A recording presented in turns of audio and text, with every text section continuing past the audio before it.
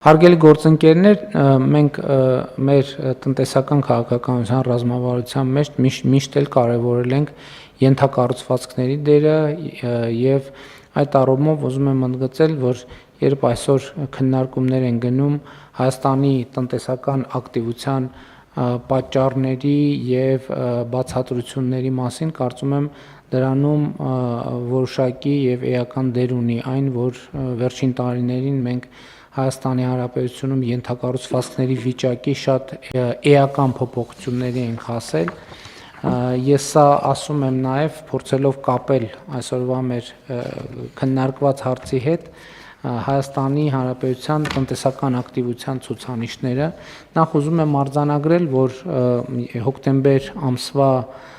տվյալներով Հայաստանի Հանրապետությունում աշխատավարձով ապահովված աշխատատեղերի նոր պատմական ռեկորդ է արձանագրվել եւ 2025 թվականի հոկտեմբերին ունենք արդեն 810,074 աշխատատեղ, որը նախորդ ամսվա համեմատ 5000 ավելի քան 5000-ով ավել է կամ շուրջ 5000-ով ավել է, բայց ես համատությունները բերում եմ նաև այս անգամ էլ 2018 թվականի հոկտեմբերի համեմատ եւ 2018 թվականի հոկտեմբերի համեմատ աշխատատեղերը ավելացել են 223895-ով։ Իսկ աշխատավարձի ֆոնդը, ընդհանուր համախառն աշխատավարձի ֆոնդը ավելացել է 149 միլիարդ դրամով եւ միջին աշխատավարձը, որը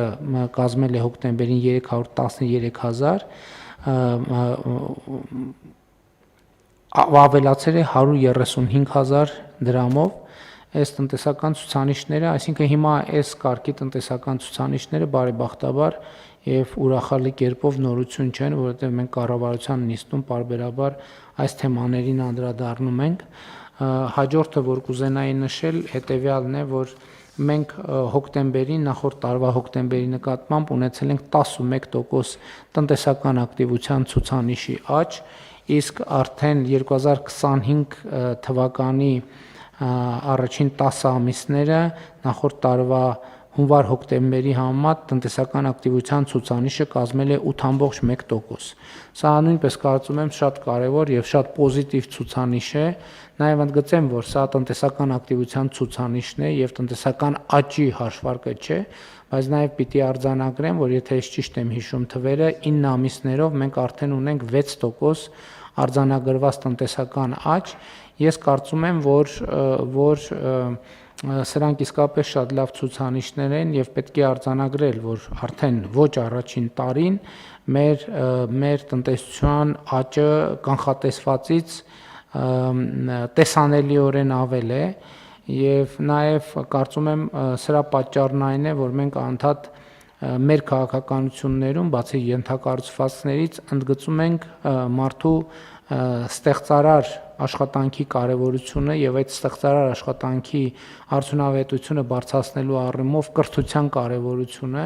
եւ կարծում եմ, որ այս ուղերձները ընկալվում են եւ այդ ուղերձները իրագործվում են ամենօրյա կյանքում։ Ես ուզում եմ եւս մեկ անգամ գնահատանքի եւ շնորհակալության խոսքեր ասել Հայաստանում աշխատող, արդյունք ստեղծող եւ օրենքով նախատեսված հարկերը վճարող քաղաքացիներին, նաև ուզում եմ ընդգծել, որ վերջին ամիսներին ես տնտեսվարողներից նամակներ եմ ստանում այն մասին, որ հարկային մարմինները, այսպես ասած, չափից ավելի խստապահանջ են եւ նաեւ քննչական մարմիններ չափից ավելի խստապահանջ։ Գիտեք, եւ ես ընդհանրապես մեր գործընկերների հետ զրույցում այսպիսի սկզբունք ենք մենք ворթեգրել։ Մեր սկզբունքը հետեւյալն է, որ Հայաստանի Հանրապետությունում բառացի ինչ որ ասում եմ, սա ես մեջբերում եմ մեր աշխատանքային քննարկումներից առանց մի բառ ավելացնելու կամ պակասացնելու, որ Հայաստանի Հանրապետությունում չպետք է լինի որևէ տնտեսվարող, որը ունենա օբյեկտիվ հիմք ասելու, որ կառավարությունը հարկային գործունեության ֆիսկալ պրոցեսների արդյունքում իրենից վերցրել է թեկուզ մի լումա ավել հարկ կամ տուր։ Եվ բայց մյուս կողմից կառավարության դիրքորոշումն էլ այն է, որ չպիտի լինի տնտեսվարող, որ վճարի օրենքով նախատեսվածից մի լումա պակաս հարկ եւ տուրք։ Ես կարծում եմ, որ սա շատ կարևոր եւ սկզբունքային եւ օրինական եւ արդար մոտեցում է,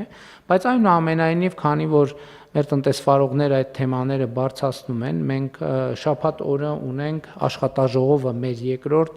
տնտեսական ոլորտի ներկայացուցիչների հետ եւ մենք այդ հարցը կքննարկենք։ Իհարկե, ես նախորդ շրջանում այդ նամակներից առնվազն մի քանիսը մակագրել եմ փոխվարչապետ Տիգրան Խաչատրյանին, խնդրելով, որ քննարկումներ ունենան, ի վերջո հասկանանք, թե որ փաստարկն է, որ փաստարկն է արդարացի եւ որ փաստարկը ոչ այդքան, եւ մենք ըստ էության շաբաթ օրը կամփոփենք այդ քննարկումների արդյունքները, կլսենք փոխվարչապետին, որպեսզի գանք եզրակացություններ եւ գանք, այսինքն ձևակերպենք մեր մոտեցումը, բայց բոլոր դեպքերում մոտեցումը արդեն իսկ ձևակերպված է, ոչ մի լումա ավել եւ ոչ մի լումա պակաս։ Այս սկզբունքով մենք պետք է աշխատենք, մանավանդ որ ելի եմ ուզում հույս ունեմ, որ մեր տնտեսվարողները տեսնում են, որ պետական բյուջեի միջոցները ինչ ուղղություններով են ծախսվում, ինչ նպատակներով են ծախսվում եւ միջալոց նաեւ քաղաքացիներին է վերաբերվում, որովհետեւ մենք անդադ խոսում ենք բարեկեցություններից, սոցիալական վճարներից եւ այլն, կներեք, բայց մեր վիճակագրության ոչ կոմիտեն, ոչ էլ որևէ այլ մարմին մեզ չի ասում։ Իսկ այս process-ների արդյունքում, օրինակ Հայաստանի Հանրապետության քաղաքացիները քանի միլիարդ դրամ են խնայել, որ իրենց մեքենաները ջարդուփշուր չի եղել եւ նրանք չեն տարել տարբեր տեղերում նորոգման հավելյալ նորոգումների եւ այլն եւ այդպես շարունակ։ Ես ուզում եմ հանգստացնել բոլոր նրանց, ովքեր մտածում են, թե այս քաղաքականության արդյունքում ընդհանրավար արհեստավորների բարեկեցության աստիճանը պակասել է, ոչ չի պակասել, որովհետև այդ ընթացքում մեքենաների թիվը այնքան է ավելացել, որ ընդհանրավար եւ մյուս արհեստավորները հաստատ ունեն շատ ավելի մեծ աշխատանք, քան նախկինում ունեցել են եւ այս առումով կարծում եմ, որ ես նկատում եմ, այս ոչ մի հաշվարկի մեջ չկա։ Եվ ոչ մեկ էլ չի հաշվում, ոչ ես էլ ճիշտն ասած, որ մեքենա է վարում եւ անձնական օգտագործման մեքենա ունեի, չի կարող հիշել, թե նախորդող շրջանում ես ինչքան եմ ծախսել Իմիջիայլոց անկանխիկը սրա համար հլա, որ պետք է լինի հետագայում իմանանք, թե մեքենայի նորոգման համար ինչքան ենք ծախսել, որը հիմա այլևս չենք ծախսում։ Նկատի ունեմ, այս տնտեսական ցուցանիշները լավատեսական են եւ մենք հետեւողական հանգիստ մեր քաղաքականություններով պետք է առաջ շարժվենք, իհարկե նաև այդ ընթացքում լսելով քննադատությունները, տեսնելով մեր թերությունները, ուղղելով մեր թերությունները եւ այդպես շարունակ։ Պարոն Պապոյան, տնտեսական իրավիճակի հետ կապված ունեք մեկնաբանություն։ Շնորհակալություն, պարոն վարչապետ։ Մենք բնականաբար ամբողջ ծավալով շարունակում ենք իրականացնել կառավարության այն տնտեսական ծրագրերը, որոնք որ միտված են կայուն երկարաժամկետ տնտեսական աճի ապահովմանը եւ այստեղ ես ուզում եմ եւս մեկ շերտ ավելացնել, մեր քաղաքականությունների արդյունքում էականորեն բարելավվել է արտադրողականությունը մեր երկրում, որը ըստ էության արտադրողականության բարձրացման էլի երկու հիմնական ճանապարհ կա։ Մեկը տեխնոլոգիաներն են, մյուսը կրթությունն է։ Եվ եթե կրթության մեջ կատարվող ներդրումները արտադրողականության վրա երկարաժամկետում են իրենց արդյունքը ցույց տալու, որովհետև այսօր լավ դպրոց գնացած երեխան 10 տարի հետո նոր կկարողանա ըստ էության տնտեսության մեջ լավ արդյունքներ ցույց տալ, տեխնոլոգիաները մի քիչ ավելի արագ են իրենց արդյունքը ցույց տալիս եւ մեր արտադրողականության խթանման ծրագիրը այս առումով շատ թիրախային է, որը հնարավորություն է տալիս մեր արտադրության վերամշակող արդյունաբերության մեջ ներգրաված եւ այլ ոլորտների բազմաթիվ ընկերությունների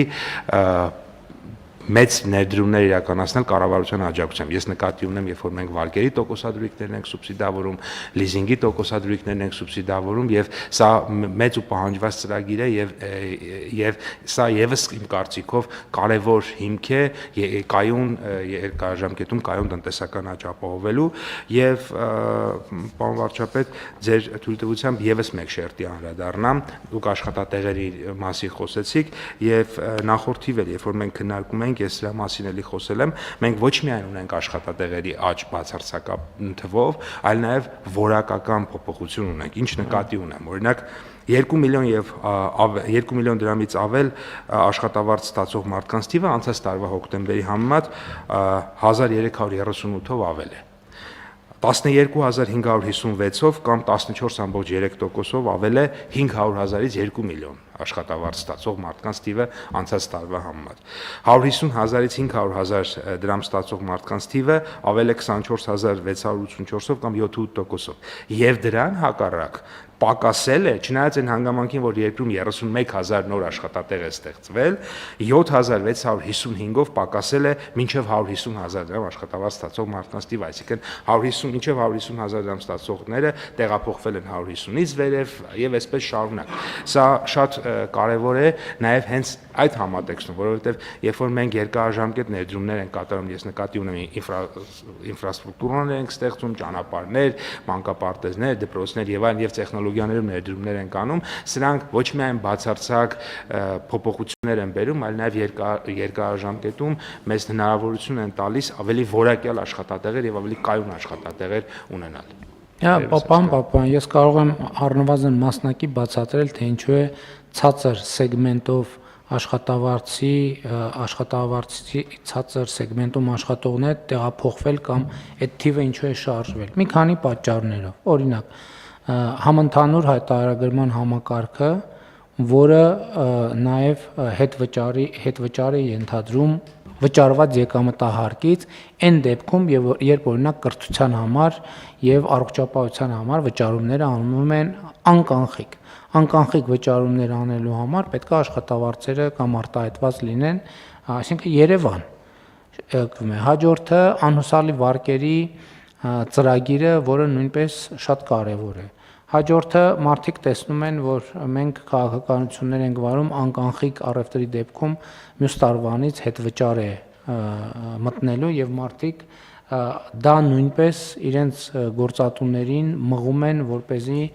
նրանք կարողանան, նրանք ամբողջական աշխատավարձերը արտահայտեն տեսանելի, ոչ ստվերային կերպով։ Հաջորդը առողջապահության ապահովագրության համակարգում համակարգ են մտնելու 200,000 դրամ եւ բարձր աշխատավարձ ստացող մարդիկ։ Եվ մենք նաև այս ենք նկատի ունեցել, որովհետև թվում է, թե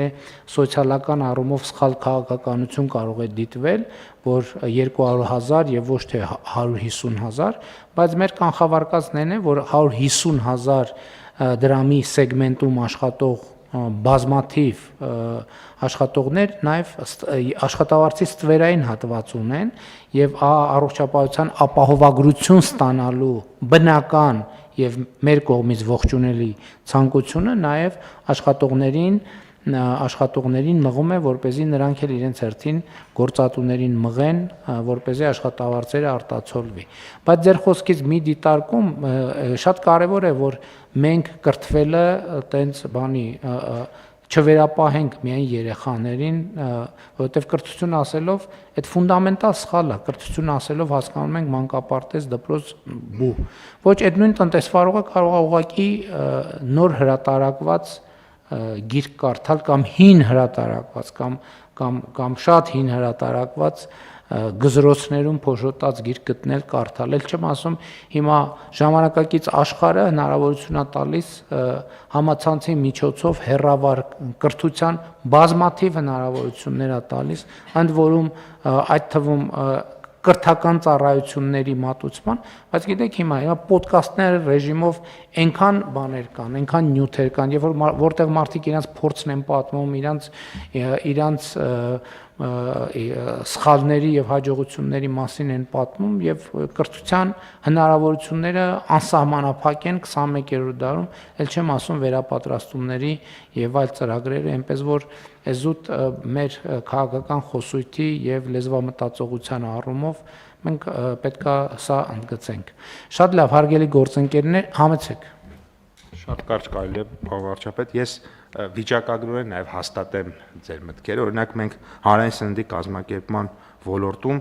ունենք իհարկե եւ աշխատատեղերի եւ աշխատավարձի աճ, բայց միջին աշխատավարձը 157,400 դրամ է։ Ակնհայտ է, որ հանրային սննդի ոլորտում օրինակ մատուցողները կամ ռեստորանային ոլորտում աշխատակիցները շատ ավելի բարձր է ստանում։ Այսինքն նույնիսկ այս վիճակագրությունն է բավականին լավ պատկեր մեզ տալիս, այլ չասած, որ իրական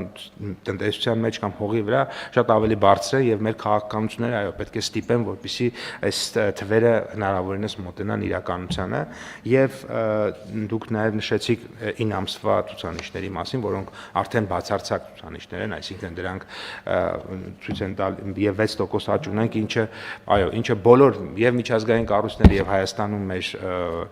մեր երկրում մասնագիտացված կառույցները շատ ավելի ցածր տնտեսական աճ են կանխատեսում եւ ուզում եմ նշել, որ բոլոր ուղղություններով մենք աճ ունենք, այդտեղ արդյունաբերությունում մի փոքր 1%-ի կարգի նվազում ունենք, բայց տարեսկզբին շատ ավելի մեծ էր այդ նվազումը եւ հիմա գնալով մենք այդ տարբերությունը փոքրացնում ենք, որը հիմնականում պայմանավորված էր 24 թվականին այդ շատ մեծ ծավալով ոսկու ուրեմն վերամշակման գործընթացով։ Դե հիմա էլ այսօրվա 11%-ն էլ պետք է նայենք ինչ առնչություն ունի այդ թեմայի հետ, բայց ընդհանուր առմամբ դրանով թե առանց դրա 9 ամսվա 6% աճը արդեն մեր բոլոր կանխատեսումներից եւ ոչ միայն մեր կանխատեսումներից բարձր է եւ ակնհայտ է, որ դա չի նվազի եւ ակնհայտ է, որ դա մեծ հավանականություն կա, որ կաճի։ Հույս ունեմ, բայց էդ էլ ասեմ, որ մենք պետքա ի վերջո տենց կայուն մեր պոտենցիալին մոտիկ աճի ուղեցիրը մեզ համար լինի նպատակային, որովհետև գիտեք մի հատ ուրիշ խնդրեմ ենք մենք հանդիպում, երբ որ մեր պոտենցիալից, ինչպես տնտեսագետներն են ասում, ավելաճ ենք ունենում, դա գնաճային երևույթների է որոշակի հանգեցնում շատ հաճախ, ինչը միշտ չի, որ բնականաբար գնաճը երբեք ցանկալի չի, դրա համար այս 6 հույս ունենք նաև այս ընթացքում ոչ թե հույս ունենք, այլ մեր տնտեսական աճի պոտենցիալն էլ ավելացել, դա էլ է շատ կարևոր եւ մենք սենց ավելի շատ պետքա այլևս տենց ապացուցողական տնտեսական աճ մեզ պետք չի, մեզ պետքա ուղղակի կայուն, առօրյա, ասենք տնտեսական աճը պետքա դառնա մեր կյանքի մի հատ սովորական անբաժանելի մաս, որ գա մի պահ, որ սկի առանձնապես կառավարության նիստում չանդրադառնանք էլ, որովհետեւ այլ տենց ոչ մի նորություն չկա, համեց Շատ կարճ այսօրվա անորոշությունների պայմաններում 6% տնտեսական աճը աշխարհում համարվում է բարձր լավ ցուցանիշ ու երբ որ մենք նայում ենք նաև ցուցանիշները տարբեր երկրների, դա լավագույնների մեջ է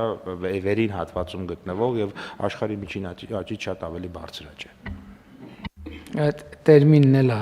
պետք է բարձրանա երկու անգամ ինձ մղեցիք լրացուցիչ մեկնաբանությամբ, որ այդ ընդունված բան է, իհարկե, որ ասում են այսօրվա անորոշությունների պայմաններում։ Այդ անորոշությունը մենք չենք էլ նկատում, այդ անորոշություն այսօր էլ կար, եկել կար վաղն էլ ալնելու 10 տարի առաջ էլ կար, 20 տարի առաջ էլ կար, 30 տարի առաջ էլ կար, 30 տարի հետո ալնելու։ Խնդիրն է այդ անորոշությունների պայմաններում որոշել, իսկ ինչ ենք մենք անում։ Այդ անորոշությունը հիմա լավ լուրն է նա, որ այդ անորոշությունների պայմաններում մենք որոշել ենք ինչ ենք անում եւ հետեւաբար դա է շատ կարեւոր նախադրյալը, որ այդ անորոշությունները մեր վրա